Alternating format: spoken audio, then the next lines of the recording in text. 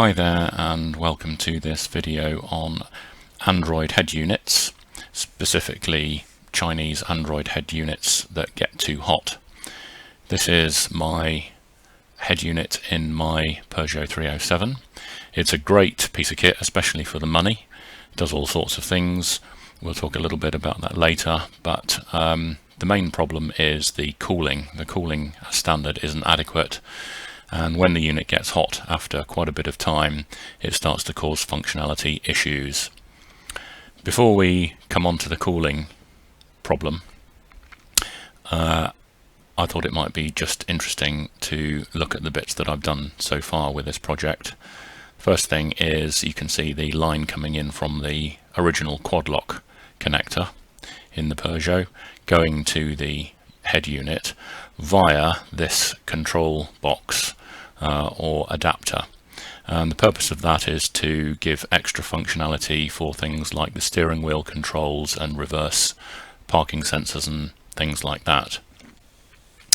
These are the two key wires for the steering wheel controls, and they go into that box. You can see here the RCA cable for the video input from the camera that I've mounted on the back of the car. There's a very nice sort of inline torpedo aerial amplifier powered with a blue lead from the head unit. And this little speaker here provides the audio for the rear parking sensors, and you can see that's connected into the adapter box.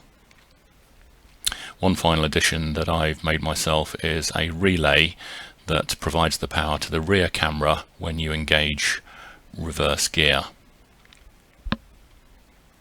Anyway, onto the job in hand, which is the cooling problem. You can see on the back of the stereo there's a panel here, and it obviously is the area where the chip is underneath because it's the area that gets hottest. There are these cooling fins, but really the cooling is inadequate for the job. So I've decided to fit this heatsink, which will go rather neatly just there. It's not a perfect fit, but it certainly will do the job. You can see it's got a nice flat plate which will interface with that flat plate on the back of the stereo. This is the heatsink I've chosen. I'm a computer engineer, so I've got lots of these knocking about. It's the sort of thing that you would find on a VGA graphics card, or even a Northbridge or Southbridge or something like that on a motherboard. So you could find something similar online.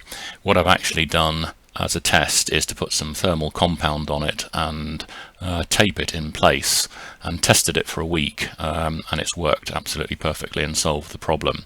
So I know it's going to work. So obviously, as a more permanent solution, I have decided to mount it with thermally conductive double-sided tape, which is made for this job. And as you can see, I've already affixed that to the heatsink. And this is the placement of it on the actual back of the stereo. Basically just press it down hard and keep even pressure and let the adhesive stick, and just give it a test movement either way, and really that's the job done.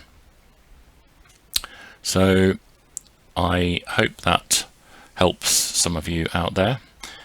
Please do like and subscribe if this helps you out in any way, and stay tuned for the next video. I plan to make a more detailed video on some of the bits that we saw in this one relating to the extra adapter that I wired in and the wiring for all of that. Thanks, and see you next time.